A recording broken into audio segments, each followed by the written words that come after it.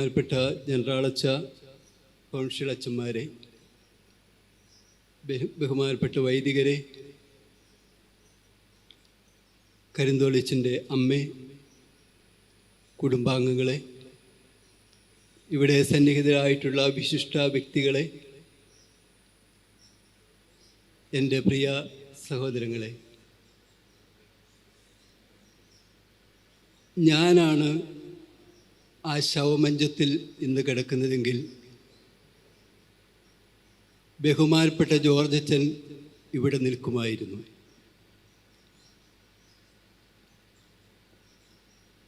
ആ ഒരു ബന്ധത്തിൻ്റെ ഇടപെടുത്തത്തിൽ നിന്നുകൊണ്ട് അഭിവന്യ പിതാക്കന്മാരുടെ ആഴമേറിയ സന്ദേശങ്ങളോട് ചേർത്ത് ജീവചരിത്രകാരൻ അനുഭവപരമായി പങ്കുവച്ച കാര്യങ്ങളോട് ചേർത്ത് ഏതാനും കാര്യങ്ങൾ പറയാനേ ഞാൻ ആഗ്രഹിക്കുന്നുള്ളൂ. 71 വർഷങ്ങൾ നീണ്ട ഒരുക്കത്തിൻ്റെ ഒടുവിൽ ജീവിതത്തിൻ്റെ ഏക ലക്ഷ്യവും അഭിലാഷവുമായ സ്വർഗീയ ഭവനത്തിലേക്ക് യാത്രയായ അച്ഛന് യാത്രാ ആശംസകളും പ്രാർത്ഥനകളും നാം നേരുകയാണ്. 71 നീണ്ട വർഷങ്ങൾ ദൈവം തൻ്റെ പ്രിയ മകനെ നമുക്ക് സമ്മാനമായി തന്നു. അതിന് ദൈവത്തോട് നന്ദിയുള്ളവരാകാം. അത്ഭുതകരമായ സമ്മാനമായിരുന്നു ജോർജ് അച്ഛൻ. ജോർജ് അച്ഛൻ്റെ മരണം ജീവിതം പോലെ തന്നെ ശാന്തവും മനോഹരവുമായിരുന്നു. ചൊവ്വാഴ്ച രാത്രി ബഹുമാനപ്പെട്ട പ്രവിശ്യാളച്ചൻ കാണാൻ ചെല്ലുമ്പോൾ പിറ്റേ ദിവസം രാവിലെ കഴിക്കേണ്ട ഭക്ഷണത്തെക്കുറിച്ച് സംസാരിച്ചു. അച്ഛൻ പറഞ്ഞു, ഹോട്ടലിലെ പോലെ മെനു ഇവിടെ ഉണ്ടല്ലോ, ഏതെങ്കിലും ബുക്ക് ചെയ്യാമല്ലോ. ബുധനാഴ്ച രാവിലെ 5 മണിക്ക് പരിശോധനയ്ക്ക് രക്തമെടുക്കാനെത്തിയ നേഴ്സ് ഒരു വ്യത്യാസവും കണ്ടില്ല. തൻ്റെ ദൗത്യം നിറവേറ്റിക്കൊണ്ടുപോയി. 6 മണിയായപ്പോൾ മരുന്ന് കൊടുക്കാനെത്തിയ നേഴ്സാണ്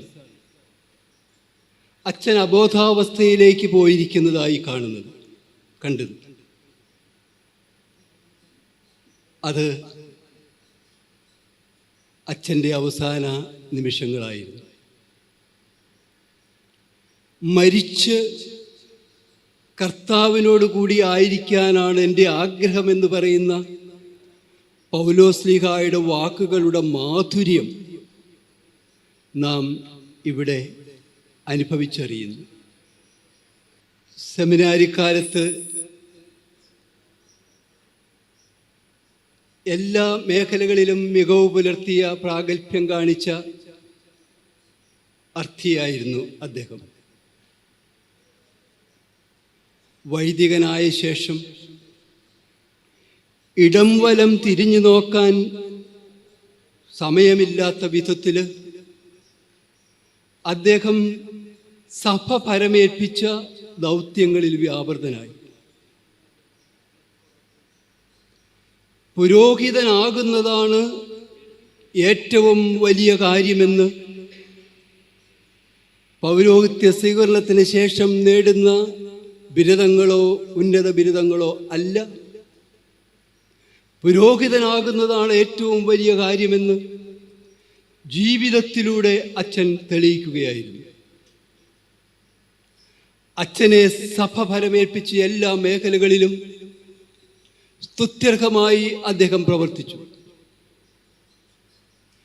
സെമിനാരി പരിശീലന രംഗത്ത് വൈദിക അർത്ഥികളുടെ ആത്മീക രൂപീകരണത്തിനാണ് അദ്ദേഹം പ്രാമുഖ്യം കൊടുത്തത്.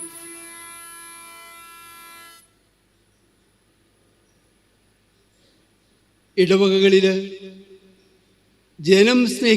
ജനത്തെ സ്നേഹിച്ച ഇടയനായിരുന്നു അദ്ദേഹം.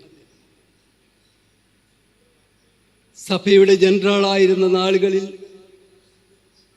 ദിവികാരൻ്റെ മിഷണറി സഭയ്ക്ക് ഒരു ആത്മീയ പരിവേഷം കൊടുക്കാൻ അദ്ദേഹത്തിൻ്റെ ജീവിതവും സാന്നിധ്യവും തന്നെ മതിയായിരുന്നു. തൻ്റെ പൗരോഹിത്യ ജീവിതത്തിലുടനീളം വചന ശുശ്രൂഷയ്ക്കും അജഗണ പാലനത്തിനുമാണ് അദ്ദേഹം ഊന്നൽ കൊടുത്തത്. അദ്ദേഹത്തിൻ്റെ വചന ശുശ്രൂഷയുടെ മേഖലയിലെ മികവിനെക്കുറിച്ച് അഭിമന്യ പിതാക്കന്മാരും എല്ലാം പങ്കുവച്ച കാര്യങ്ങൾ നമ്മൾ കേട്ടതുകൊണ്ട് ഞാൻ അതിലേക്ക് കടക്കുന്നേയില്ല. കേരളത്തിലെ പ്രമുഖ ധ്യാനപ്രസംഗങ്ങളിൽ ഒരാളായിരുന്നു അദ്ദേഹം.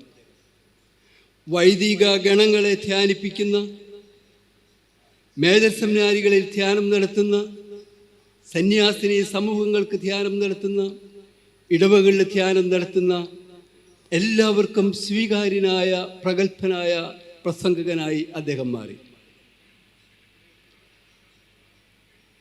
അദ്ദേഹത്തിന് പരിശുദ്ധാത്മാവ് നൽകിയ വചനാഭിഷേകം അത്ഭുതകരമായിരുന്നു. യഥാർത്ഥത്തിൽ പൗരോഹിത്യത്തിൻ്റെ സകല വിജയങ്ങളും അഭിഷേകത്തിലൂടെ ലഭിക്കുന്ന ആത്മാവിൻ്റെ പ്രവർത്തനങ്ങൾ മാത്രമാണ്.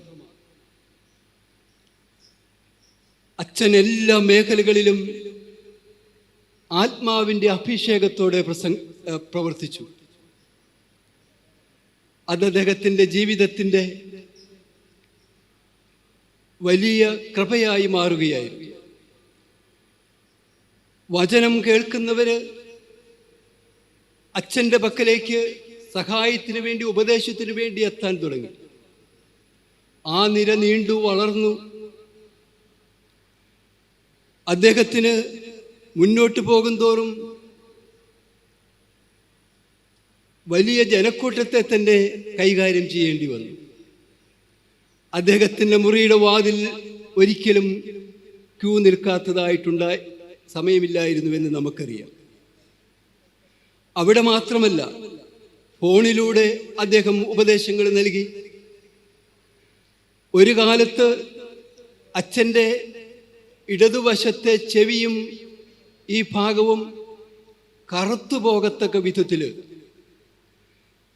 ഫോണിലൂടെ ആളുകളെ കേട്ടും ഉപദേശങ്ങൾ നൽകിയും അദ്ദേഹം ആ ശുശ്രൂഷ ചെയ്തിരുന്നു എന്നോർക്കണം.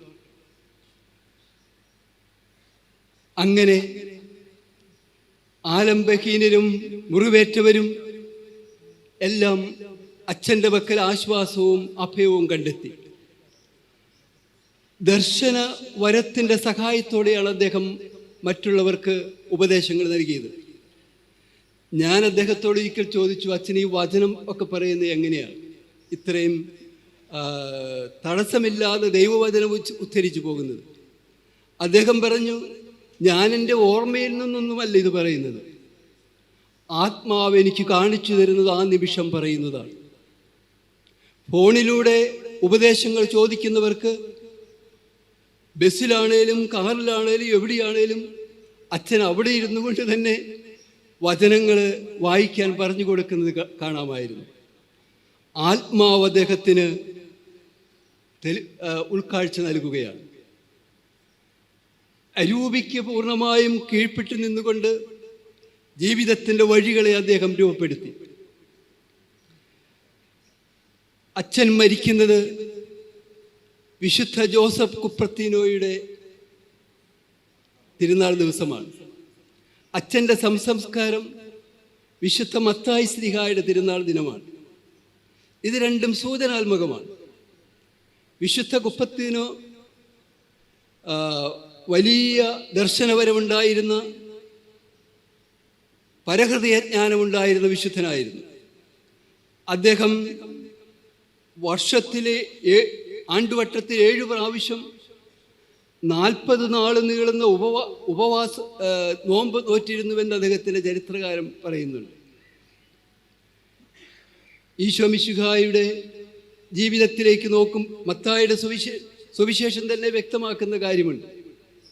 ഈശോ മത്തായിയെ തിരഞ്ഞെടുക്കുന്ന അവസരത്തിൽ അതിൻ്റെ പേരിൽ തന്നെ ഈശോ മിശിഹ കുറ്റം ഏൽക്കേണ്ടി വരികയാണ്.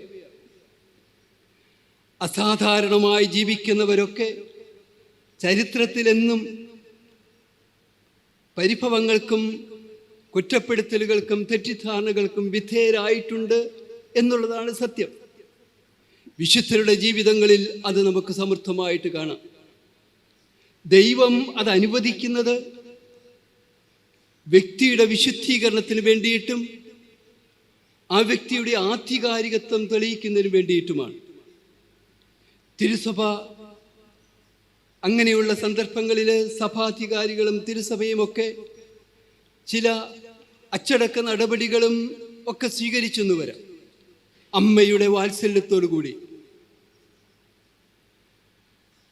അതിനെ ഒരു വ്യക്തി എങ്ങനെ സ്വീകരിക്കും എന്നുള്ളതാണ് ആ വ്യക്തിയുടെ ആധികാരികതയുടെ അടയാളം, അഥവാ ആ വ്യക്തി ദൈവത്തിൻ്റെ വഴിയിലാണ് എന്നുള്ളതിൻ്റെ അടയാളം. ഞാൻ അച്ഛനോട് ഇങ്ങനെയുള്ള കാര്യങ്ങളൊക്കെ പറഞ്ഞു കേട്ടപ്പം ഞാൻ അച്ഛൻ്റെ അടുക്കൽ ചെന്ന് സംസാരിച്ചിട്ടുണ്ട്. അച്ഛൻ എന്നോട് ജീവിതത്തിൻ്റെ അനുഭവങ്ങൾ ഒന്നൊന്നായിട്ട് എടുത്തു പറഞ്ഞ് എന്തുകൊണ്ടാണ് അച്ഛൻ ഈ ശുശ്രൂഷ ഇപ്രകാരം നിറവേറ്റുന്നത് എന്ന് എന്നോട് പറഞ്ഞു. എൻ്റെ ജീവിതത്തിലും അച്ഛനിൽ നിന്നും ഇതുപോലുള്ള അനുഭവങ്ങൾ എനിക്കും ഉൾക്കൊള്ളാൻ കഴിഞ്ഞിട്ടുള്ളത് കൊണ്ട് പിന്നെ ഒന്നും വിശദീകരണമോ ഉപദേശമോ പറയാതെ ഞാൻ തിരിച്ചു പോന്നു. കാരണം കാലം തെളിയിക്കേണ്ട കാര്യങ്ങളാണിതൊക്കെ. അച്ഛനെന്നും അനുഭവങ്ങൾ ശക്തി പകർന്ന ബോധ്യത്തിൻ്റെ വഴിയിലൂടെ തൻ്റെ പൗരോഹിത്യ ജീവിതത്തിലുടനീളം നടന്നു.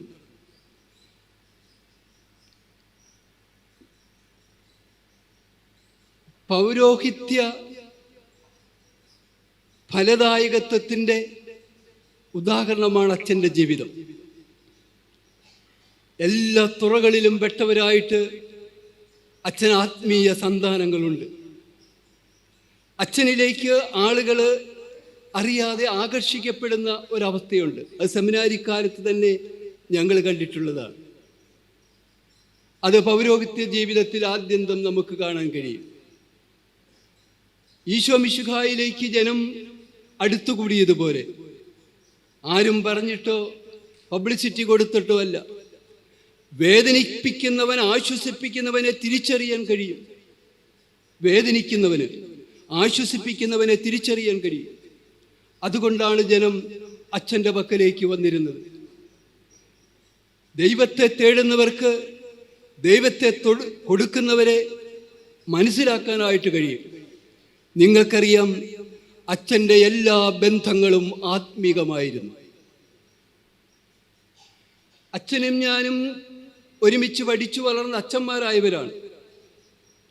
ഞാൻ അച്ഛൻ്റെ അടുത്താണ് എല്ലാ വാർഷിക ധ്യാനങ്ങളിലും മുഴുവൻ കുമ്പസാരം നടത്താറുണ്ടായിരുന്നത്. അച്ഛൻ്റെ എല്ലാ ബന്ധങ്ങളും ആത്മീകമാണ്. ദൈവത്തിലേക്ക് മനുഷ്യനെ വളർത്താൻ വേണ്ടിയിട്ടാണ്, അടുപ്പിക്കാൻ വേണ്ടിയിട്ടാണ് അച്ഛൻ അവരോട് ബന്ധപ്പെട്ടിരുന്നത്, സംസാരിച്ചിരുന്നത്. അച്ഛന് വേണ്ടിയിട്ടല്ല, അച്ഛൻ്റെ കാര്യങ്ങൾക്ക് വേണ്ടിയിട്ടുമല്ല അപ്രകാരമൊക്കെ ചെയ്തത്. അദ്ദേഹം ഈശോ മിശിഹായുടെ ഹൃദയം ഉൾക്കൊണ്ട് വേദനിക്കുന്ന മനുഷ്യൻ്റെ ജീവിതത്തിലേക്ക് ഇറങ്ങിച്ചെന്നു. പൗരോഹിത്യത്തിൻ്റെ ഫലദായകത്വത്തിൻ്റെ മകുട ഉദാഹരണമാണ് അദ്ദേഹം. കേരളത്തിലും പുറത്തും എത്രയോ ആളുകളാണ് ഇന്നും അച്ഛൻ്റെ ആത്മീയ ഉപദേശത്തിന് വേണ്ടി കാതോർത്ത് നിൽക്കുന്നത്. വൈദികരുടെയിലും സെമിനാരിക്കാരുടെ ഇടയിലും അച്ഛൻ്റെ ആത്മീയ ശിഷ്യന്മാരായിട്ട് ഒട്ടനവധി പേരുണ്ട്. അച്ഛൻ പരിശീലനത്തിനായിരുന്ന കാലഘട്ടങ്ങളിൽ അവരെ ആത്മീയമായി രൂപപ്പെടുത്താനാണ് ശ്രദ്ധിച്ചിരുന്നതെന്ന് ഞാൻ സൂചിപ്പിച്ചല്ലോ. ഇന്നും MCBSൻ്റെ പുതിയ തലമുറയും സെമിനാരികളിൽ അദ്ദേഹം ധ്യാനിപ്പിച്ചപ്പോൾ അദ്ദേഹം കണ്ടെത്തിയ യുവ വൈദികരുമൊക്കെ അദ്ദേഹത്തിൻ്റെ പക്കൽ ആത്മീയ ഉപദേശങ്ങൾ ഇന്നും തേടുന്നവരാണ്. അങ്ങനെ വലിയൊരു ആത്മീയ സുഹൃത്ത് വലയം അദ്ദേഹത്തിന് ചുറ്റും എപ്പോഴും ഉണ്ടായിരുന്നു എന്ന് ഓർമ്മിക്കണം.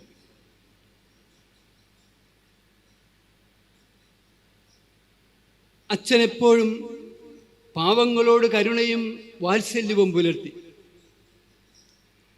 അദ്ദേഹത്തിൻ്റെ കയ്യിൽ ഒരു കയ്യിലെത്തുന്നത് മറ്റേ കൈയിലൂടെ തുടർന്നു വരുന്ന അർഹിക്കുന്ന മനുഷ്യരുടെ ജീവിതത്തിലേക്ക് എത്തിപ്പോകും.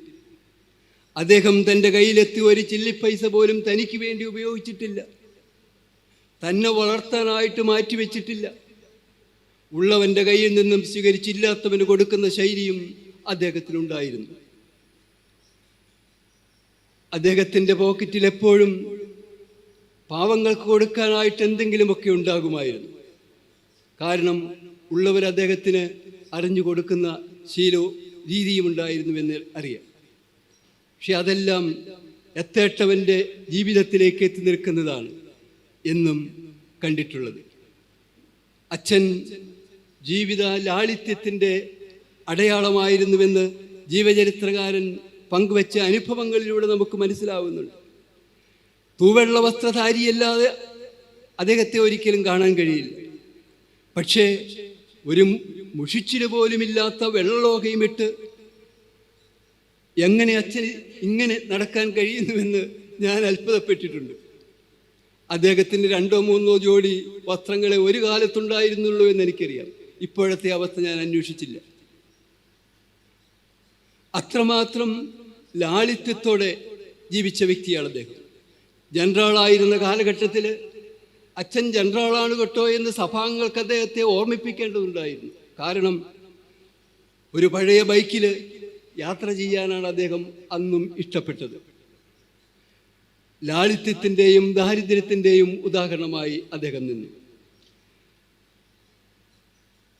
ലെബനോനിലെ ദേവദാരി പോലെ വളർന്ന ജോർജ് അച്ഛൻ്റെ ജീവിതത്തിൻ്റെ രഹസ്യമാണ് ഇതിലും പ്രധാനം. വിശ്വകവിയായ ഖലീൽ ജിബ്രാൻ ഈശോമിശിഹായുടെ വ്യക്തിത്വത്തിൻ്റെ മഹത്വത്തെ വിശദീകരിക്കുമ്പോൾ ഉപയോഗിക്കുന്ന ഒരു ശൈലിയുണ്ട്. മിശിഹ പ്രവർത്തിച്ച സകല അത്ഭുതങ്ങളും ചേർത്തു വെച്ചാലും അവൻ്റെ കണങ്കാലോളം പോലും എത്തുന്നില്ല. അതാണ് മിശിഹായുടെ വ്യക്തിത്വം. നമ്മൾ പുറമേ കാണുന്നതിൻ്റെ പിന്നിലെ രഹസ്യമാണ് അറിയേണ്ടത്.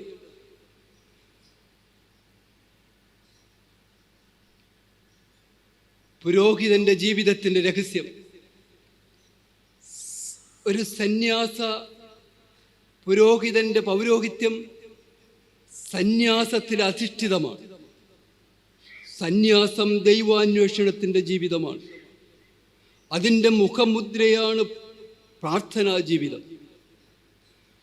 സന്യാസത്തിൻ്റെ ആഴമേറിയ മണ്ണിൽ പ്രാർത്ഥനയുടെ വേരോട്ടമില്ലാത്ത ഒരു വ്യക്തിക്ക് ദൈവരാജ്യത്തിന് വേണ്ടി ശാശ്വതമായ ഫലങ്ങൾ പുറപ്പെടുവിക്കാൻ ഒരിക്കലും കഴിയില്ല.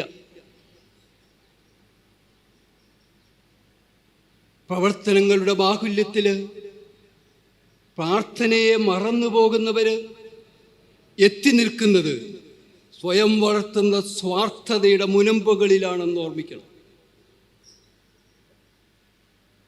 ദിവ്യകാരുണ്യ മിഷണറി സഭയുടെ ആത്മീയതയുടെ 2 മുഖങ്ങൾ. ദിവ്യകാരുണ്യ നാഥൻ്റെ മുമ്പിലുള്ള തപസ്സിരിപ്പും ദൈവജനത്തിന് വേണ്ടി മുറിച്ചു കൊടുക്കുന്ന തകർക്കപ്പെടുന്ന ബലിജീവിതവുമാണ്. ജീവിതത്തിൻ്റെ വഴികളിൽ ദൈവജനത്തിന് വേണ്ടി ബലിയാകാൻ ഒരു വ്യക്തിക്ക് കഴിയണമെങ്കിൽ ഈശോമിശിഹായെ പോലെ പ്രാർത്ഥനാരാവുകളിലൂടെ പിതാവിൽ നിന്നും ശക്തി സ്വീകരിച്ചേ തീരൂ. പൗലോസ് അപ്പോസ്തലൻ പറയുന്നുണ്ട്, എൻ്റെ കൈവെപ്പ് വഴി നിനക്ക് ലഭിച്ച കൃപയെ ഉജ്ജ്വലിപ്പിക്കണമെന്ന് ഞാൻ നിന്നോട് ആവശ്യപ്പെടുന്നു. പ്രാർത്ഥനയിലൂടെ ഉജ്ജ്വലിപ്പിക്കപ്പെട്ട പൗരോഹിത്യ കൃപയുടെ വിജയമാണ് ഒരു പുരോഹിതൻ്റെ ജീവിതത്തിൻ്റെ വിജയം എന്ന് നാം അറിയണം. അതാണ് അച്ഛൻ്റെ ജീവിതത്തിൻ്റെ വിജയം. രാവേറെ നീളുന്ന തൻ്റെ ശുശ്രൂഷകൾക്ക് ശേഷം അച്ഛൻ വിശ്രമത്തിനായി പോകുന്നത് ദേവാലയത്തിൽ ദീപികാരുണ്യ സന്നിധിയിലേക്കാണ്. അദ്ദേഹത്തോടൊപ്പം ജീവിച്ചവർക്കൊക്കെ അത് സാക്ഷ്യപ്പെടുത്താനായിട്ട് കഴിയും. അതിനുശേഷം രാത്രിയുടെ ഏതോ യാമത്തിലാണ് അച്ഛൻ തൻ്റെ മുറിയിലേക്ക് വിശ്രമത്തിന് കുളിക്കാനും വിശ്രമത്തിനും വേണ്ടിയൊക്കെ പോയിരുന്നത്. ഞാൻ അദ്ദേഹത്തോട് ചോദിച്ചിട്ടുണ്ട്, അച്ഛന് വിശ്രമമൊന്നും വേണ്ടേ? അദ്ദേഹം പറഞ്ഞു, ഞാൻ കണ്ടെത്തുന്ന മനുഷ്യരുടെ നൊമ്പരങ്ങളുമായിട്ട് പ്രശ്നങ്ങളുമായിട്ട് ഞാൻ കർത്താവിൻ്റെ മുമ്പിലിരിക്കുകയാണ്. അതിന് പരിഹാരം കണ്ടെത്താൻ വേണ്ടിയിട്ട് ഈശോ മിശിഹായുടെ മുമ്പിൽ അവരെയും അവയെയും ഒക്കെ സമർപ്പിച്ച് അച്ഛൻ അവർക്ക് വേണ്ടി പരിഹാരത്തിൻ്റെ ജീവിതം ആയി മാറുകയായിരുന്നു എന്ന് ഓർമ്മിക്കണം. പ്രാർത്ഥനയുടെയും പരിഹാരത്തിൻ്റെയും ജീവിതം. അച്ഛനെ ഒരിക്കലും ആരും ദുഃഖപൂർണമായൊരു മുഖത്തോടു കൂടി കണ്ടിട്ടില്ല, ഞാൻ കണ്ടിട്ടില്ല. എന്നാൽ അദ്ദേഹം സെമിനാരിക്കാലം മുതൽ നൊമ്പരങ്ങളോട് ചേർന്ന് നടന്നവനാണ്. സഹനവും ത്യാഗവും ഇഴചേർത്ത ജീവിതമായിരുന്നു ജോർജ് അച്ഛൻ്റേത്. ദൈവജനത്തിന് വേണ്ടിയുള്ള വിശ്രമമറിയാത്ത സമർപ്പണത്തിൻ്റെ വഴി. ഒപ്പം അദ്ദേഹത്തിന് ദൈവം അറിഞ്ഞു നൽകിയ രോഗങ്ങളുണ്ടായിരുന്നു. സെമിനാരിക്കാലത്ത് തന്നെ ശ്വാസതടസ്സം പിടിച്ച് പലപ്പോഴും അദ്ദേഹം ഉണർന്നുറങ്ങാതെ രാത്രിയിലിരിക്കുന്നത് ഞാൻ കണ്ടിട്ടുണ്ട്. അത് പൂർണ്ണമായിട്ടും അദ്ദേഹത്തെ വിട്ടുമാറിയിരുന്നോ എന്ന് ഞാൻ പിന്നെ അന്വേഷിച്ചില്ല.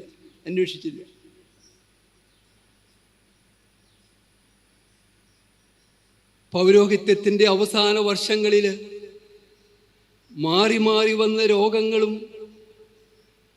അതിനുള്ള കർക്കശമായ ചികിത്സാവിധികളും വളരെ കഠിനമായ നിയന്ത്രണങ്ങളും ഒന്നും അച്ഛൻ്റെ ജീവിതത്തെ മ്ലാനപൂർണമാക്കിയില്ല. ഈ രോഗങ്ങളിലും അച്ഛനോട് സംസാരിക്കാൻ അച്ഛൻ്റെ അടുത്ത് എന്നാൽ ചിരിച്ചുകൊണ്ടാണ് അച്ഛൻ അതിനെക്കുറിച്ചൊക്കെ പറഞ്ഞിട്ടുള്ളത്. അത്ഭുതകരമാണിത്. കാരണം ഒരു മനുഷ്യൻ സഹനത്തെ, കുരിശിനെ എങ്ങനെ സ്വീകരിക്കുന്നു എന്നുള്ളതാണ് ആ വ്യക്തിയുടെ വിശുദ്ധിയുടെ മാനദണ്ഡം. കുരിശാണ് വിശുദ്ധീകരിക്കുന്നത്. കുരിശിനെ എങ്ങനെ സ്വീകരിക്കുന്നു എന്നുള്ളതാണ് വ്യക്തിയുടെ വിശുദ്ധിയുടെ മാനദണ്ഡം. ഒരു പരാതി പോലുമില്ലാതെ, ഒരു പരിഭവമില്ലാതെ, മറ്റുള്ളവരിൽ നിന്നും സിമ്പതി ചോദിച്ചു വാങ്ങാൻ ശ്രമിക്കാതെ അദ്ദേഹം അദ്ദേഹത്തിൻ്റെ ജീവിത ദൗത്യവുമായിട്ട് മുന്നോട്ട് പോയി. ജീവിതത്തിൻ്റെ അന്ത്യം വരെ പ്രവർത്തന നിരതമായ ജീവിതത്തിൻ്റെ ഉടമയായിരുന്നു അദ്ദേഹം. അദ്ദേഹത്തോട് പലപ്പോഴും വിശ്രമമെടുക്കാൻ അധികാരികൾ പറഞ്ഞിട്ടുണ്ട്. ദൈവത്തിൽ നിന്നും നിയോഗവും കൃപയും ലഭിച്ച ചില മനുഷ്യരുണ്ട്. അവർ തീപ്പന്തം പോലെ എരിഞ്ഞു തീരാനുള്ളവരാണ്. അവരുടെ ജീവിതത്തിൽ വിശ്രമം പറഞ്ഞിട്ടില്ല. ജോർജ് അച്ഛൻ ഒരിക്കലും വിശ്രമിച്ചിട്ടില്ല. അദ്ദേഹം അവസാനം വരെ ജീവിതത്തിൻ്റെ വഴികളിൽ ദൈവത്തിനും മനുഷ്യനും വേണ്ടി എരിഞ്ഞു തീർന്ന വ്യക്തിത്വത്തിൻ്റെ ഉടമയായിട്ട് മാറി. ദൈവികാരുണ്യ സന്നിധിയിലിരുന്ന് തമ്പുരാനിൽ നിന്നും സമാധാനവും ശക്തിയും സന്തോഷവും ആവാഹിച്ചെടുക്കാതെ ഒരു വ്യക്തിക്ക് അച്ഛനെ പോലെ സന്തോഷവാനായിരിക്കാൻ കഴിയില്ല എന്ന് ഓർമ്മിക്കണം. ദൈവ സന്നിധിയിലെ അദ്ദേഹത്തിൻ്റെ തപസ്സിരിപ്പാണ് അദ്ദേഹത്തിൻ്റെ ജീവിതത്തിൻ്റെ മുഴുവനും രഹസ്യം എന്ന് നാം അറിയണം. ഞാൻ ചിന്തകളെ സമാഹരിക്കുന്നതിന് മുമ്പ് അല്പം വഴി തിരിയുകയാണ്. ദിവ്യകാരുണ്യ മിഷണറി സഭ കേരള സഭയ്ക്ക് നൽകുന്ന മഹത്തായ 2 ദാനങ്ങളാണ് ബഹുമാനപ്പെട്ട ജോർജ് കുറ്റിക്കൽ അച്ഛനും ബഹുമാനപ്പെട്ട ജോർജ് കരിന്തോളിൽ അച്ഛനും. അവരുടെ പേരുകളിൽ സാമ്യമുള്ളതുപോലെ തന്നെ ജീവിതത്തിലും സമാനതകളുണ്ട്.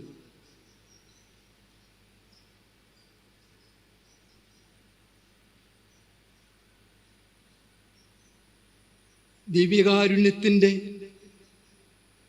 മഹാഭക്തരായിരുന്ന അവർ കുർബാനയുടെ ചൈതന്യം ജീവിതത്തിൽ ഉൾക്കൊണ്ടവരാണ്. സാന്നിധ്യത്തിൻ്റെയും കുർബാനയുടെ ദിമുഖങ്ങളെ സാന്നിധ്യത്തിൻ്റെയും ബലിയുടെയും ചൈതന്യം ജീവിതത്തിൽ ഉൾക്കൊണ്ടവരാണ് രണ്ടുപേരും. ദിവ്യകാരുണ്യ മിഷണറി സഭയെ ഹൃദയത്തിലും ജീവിതത്തിലും ഉൾക്കൊണ്ട സഭയിലെ ചുരുക്കം വ്യക്തികളിൽ രണ്ടുപേരാണ് ഇവർ എന്ന് ഓർമ്മിക്കണം. സഭാ സ്ഥാപകരുടെ ജീവിത പാത പിൻചെന്നവരാണ് ജോർജ് അച്ഛന്മാർ.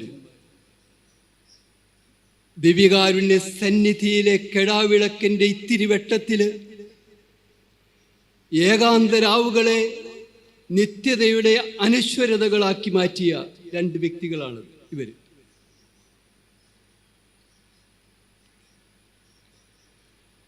ജീവിതത്തിൻ്റെ നാർദീൻ തൈലം നിറച്ച വെൺകൽ ഭരണികളെ മനുഷ്യ ദൈവ സ്നേഹത്തിൻ്റെയും സേവനത്തിൻ്റെയും തിരുനടയിൽ ഒഴുകിപ്പകരാൻ ഒഴിച്ചു കൊടുത്തവരാണ്.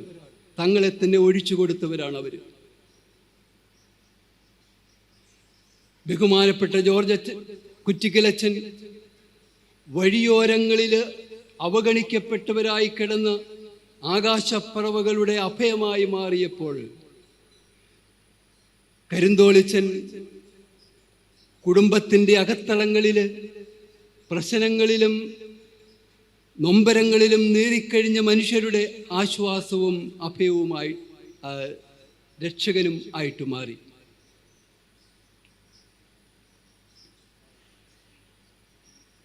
ദൈവ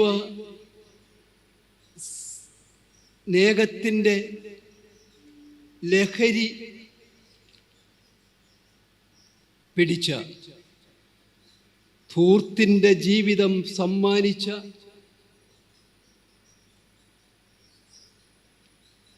ഒരേ രോഗത്തിൻ്റെ അൾത്താരയിൽ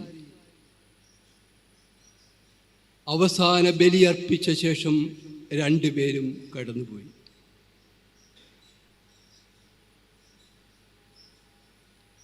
സ്വർഗത്തിൽ നമുക്കായി രണ്ട് മധ്യസ്ഥരെ നൽകിയ ദൈവത്തിന് നമുക്ക് നന്ദി പറയാം.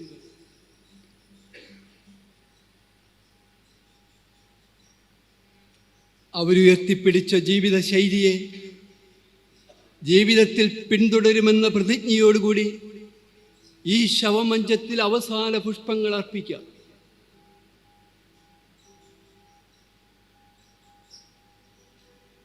ഈ ഒരു ദൗത്യത്തിന് വേണ്ടി ഹൃദയത്തിൽ ഞാൻ ആഗ്രഹിച്ചു. അത് നിറവേറ്റിത്തന്ന ദൈവത്തിന് നന്ദി. അതിന് എന്നെ നിയോഗിച്ചാക്കിയ പെരിയ ബഹുമാനപ്പെട്ട പ്രൊവിൻഷ്യാളച്ചനും കൗൺസിലേഴ്സിനും നന്ദി. നമുക്ക് പ്രാർത്ഥനാന്തർഭരാകാം.